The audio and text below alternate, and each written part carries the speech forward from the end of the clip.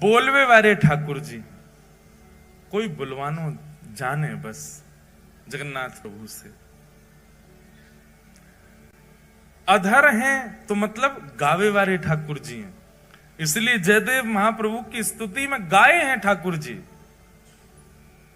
अभिनव जलधर सुंदर धृत मंदर धृत मंदर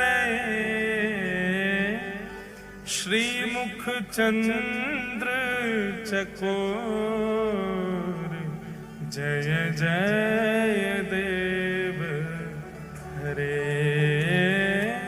श्री राधा मुख चंद्र चकोर जय जय। पहली बार ठाकुर जी गा रहे हैं किसी की स्तुति में, ये जय जय देव हरे ठाकुर जी गा रहे हैं, ये जयदेव महाप्रभु नहीं गा रहे हैं। इस अष्टपदी की विशेषता है कि जयदेव महाप्रभु तो वर्णन करना चाहते हैं जय जगदीश हरे, अभिनव जलधर सुंदर धृत मंदर ए श्रीमुख चंद्र चकोर जय जगदीश हरे, ये लिखना चाह रहे हैं जयदेव महाप्रभु तो।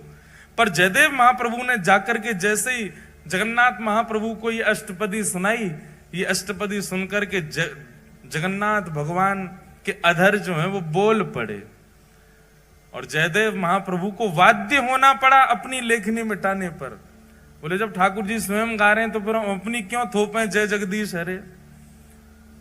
तो जैसे ही जयदेव महाप्रभु बोले अभिनव जलधर सुंदर धृत मंदर ए श्रीमुख चंद्र चकोर, जयदेव महाप्रभु तो गा रहे हैं जय जगदीश हरे, पर जयदेव महाप्रभु की आवाज किसी को सुनाई नहीं दी। इतने बेग से जगन्नाथ प्रभु ने गाया कि सबको एक ही स्वर सुनाई दिया, जय जय देव हरे।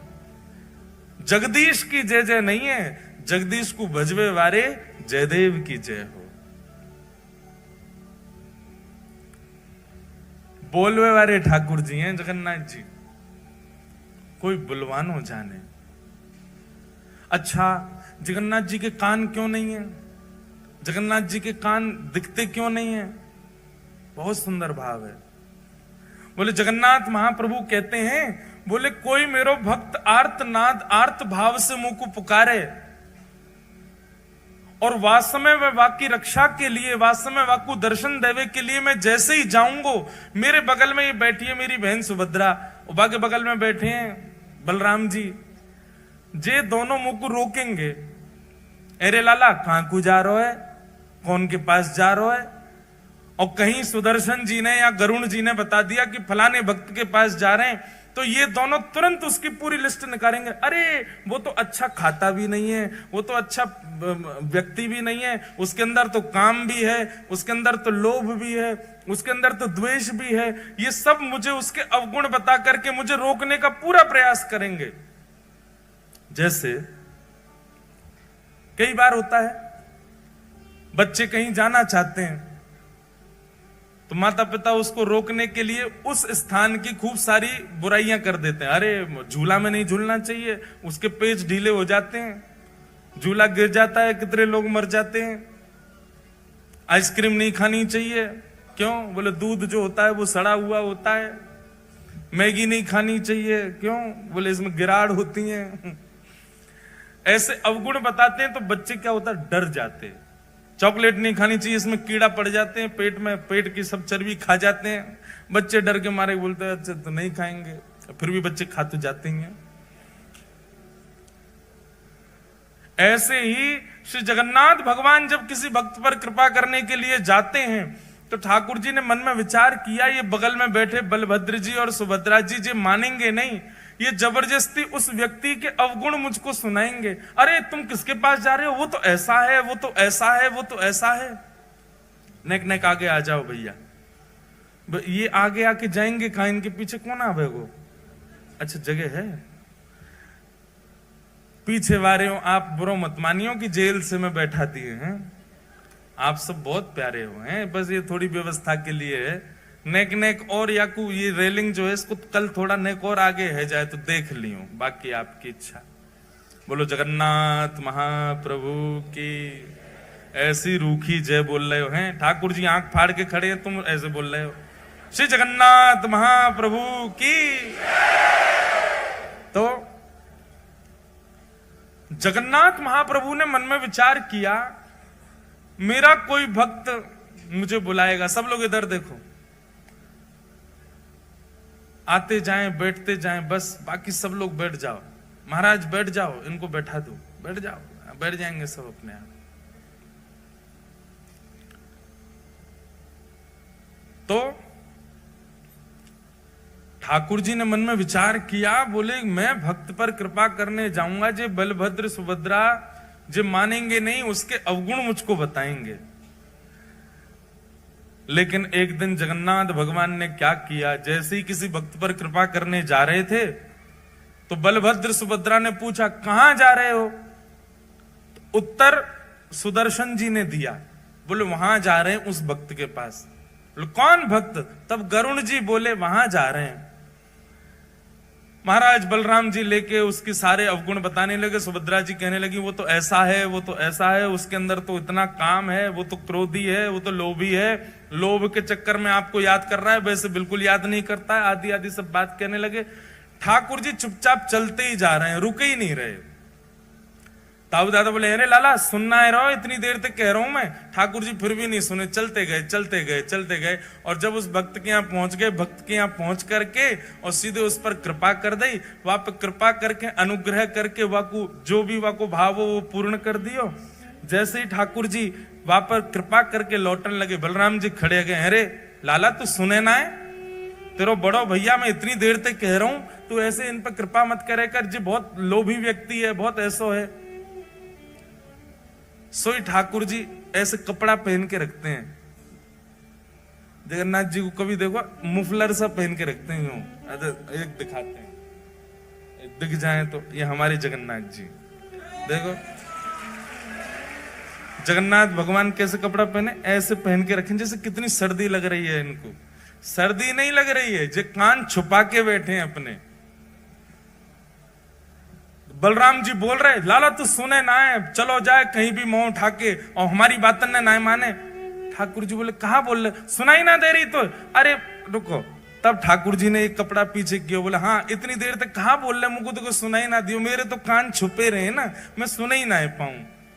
तब सुभद्रा जी बोली कितनो चतुर है लाला, जाने अपने कान जामारे छुपा रखे हैं कि जे कोई भक्त पे कृपा करवे जाए और वास्तव में मैं और आप कहीं वह भक्त के अवगुण बताएंगे तो या कुछ सुनने पड़ेंगे, या हमारे पहले ही कान ढक के बैठने की, ताकि कोई भक्त पर मैं कृपा करवे जाऊं, वहां के अवगुण में कोई बताए तो वो पहले ही समझ जाए भैया मेरे कान छुपे, मैं सुन नहीं रहा हूं, मैं तो जाऊंगो वहां पर कृपा करके आऊंगो। इसलिए जगन्नाथ प्रभु के कान नहीं दिखते। बड़े अद्भुत हैं श्री जगन्नाथ जी, अपने कान छुपा के बैठे हैं। कोई महाप्रभु जी का अत्यंत निकट से दर्शन कर रहा हो, पीछे वाला कह रहा है देखो इसको तो इतने बढ़िया दर्शन हो रहे हैं, ठाकुर जी ये इतना योग्य नहीं है, हम योग्य हैं। ठाकुर जी उस समय भी यही कह रहे हैं, भैया मुझे सुनाई ना दे रही है, मेरे कान बंद हैं, जो मेरे समीप आ गए हो वो मेरो है, जो मेरे दृष्टि के आगे आ गए हो, मैं वाकई कोई अवगुण विचार ना करूं। कैसे कैसे भक्तन पर श्री जगन्नाथ जी ने अनुग्रह किया है।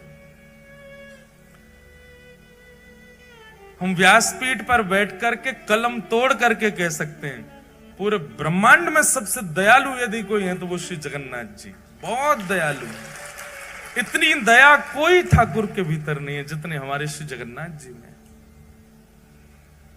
आप लोग कहेंगे आप तो व्यास हो, व्यासन को एक ही काम है जाकी कथा करें वही के पक्ष में चले जाएं, ऐसी बात नहीं है। हम चाहे कितनी कथा करें, हम गिरधर लाल जी के उपासक हैं, उनके कान पे पट्टा बांध के आया हूं, कहीं सुन नहीं ले। सुन ले तो का है, एक ही तो है, कोई अलग थोड़े है। वही राधा रमण है, वही श्रीनाथ जी हैं, वही जगन्नाथ हैं। सबसे बड़े कृपालु ठाकुर यदि पूरे विश्व में यदि कोई है तो वो श्री जगन्नाथ जी। इतने दया में भरे हैं, इतने अवगुण शून्य दृष्टि है श्री जगन्नाथ जी की। कितना भी बड़ा कोई व्यक्ति, कितना भी अभागा क्यों ना आ जाए, ठाकुर जी उसमें भी दोष नहीं देखते। ऐसे महाप्रभु जगन्नाथ। श्रीमद् भागवत जी में जगन्नाथ शब्द का सबसे पहले उच्चारण किसने किया? जगन्नाथ जी कलयुग के नहीं है, जगन्नाथ जी द्वापर के नहीं है, जगन्नाथ जी त्रेता के भी नहीं है, जगन्नाथ जी अनंत है। मैंने वर्णन किया ना कि सगुण साकार रूप में सबसे पहले किसी को दर्शन अगर किसी भाव का हुआ तो जगन्नाथ जी का हुआ। सगुण रूप के ही हम सब उपासक हैं, हम सब के अलग अलग रूप के ठाकुर हैं, पर इन सगुण रूपों में सबसे पहले दिखने वाले जो ठाकुर जी सगुण रूप से जो दिखे हैं साधकों को, भक्तों को, वो श्री जगन्नाथ जी हैं। आज के नहीं है ठाकुर जी, अनंत काल से हैं। बस इंद्रद्युम्न पर कृपा करने के लिए और कलयुग के वैष्णवों पर अनंत कृपा करने के लिए वही जगन्नाथ भगवान एक रूप में प्रकट हो गए। ठाकुर जी तो अनंत हैं श्री जगन्नाथ जी। तो मैं निवेदन कर रहा था, भागवत जी में सबसे पहले जगन्नाथ शब्द का उच्चारण किसने किया? श्रीमद् भागवत जी में सबसे पहले जगन्नाथ शब्द का उच्चारण किया है परीक्षित की माता जी ने। क्या नाम है उनका? उत्तरा। उत्तरा ने सबसे पहले भागवत जी में जगन्नाथ नाम का उच्चारण किया है। कब किया? आप लोगों ने भागवत जी कथा सुनी होगी, तो भागवत जी में जब उत्तरा के गर्भस्थ शिशु को मारने के लिए अश्वत्थामा ने बाण छोड़ दिया, उस समय उत्तरा दौड़ी दौड़ी जाती है, भगवान रथ में बैठकर के द्वारिका को प्रस्थान कर रहे हैं। उस समय उत्तरा गाती है, पाहि पाहि महायोगिन देव देव जगतपते नान्यम तद्भयं पश्ये यत्र मृत्यु परस्परम नान्यम तद्भयं पश्ये यत्र मृत्यु परस्परम। जगन्नाथ जी को सबसे पहले पुकारा है श्रीमद् भागवत जी में उत्तरा ने। नाथ शब्द का अर्थ क्या होता है? नाथ किसको कहते हैं? रक्षक को नाथ कहा जाता है। किसको कहते हैं? रक्षक को। और मानव का रक्षक कौन होता है? रक्षक कोई नाथ कहते हैं और रक्षक कोई पति कहते हैं। पति को भी रक्षक, पति शब्द का अर्थ भी रक्षक ही होता है। कुल का रक्षक, पत्नी का रक्षक, बच्चों का रक्षक, वही पति।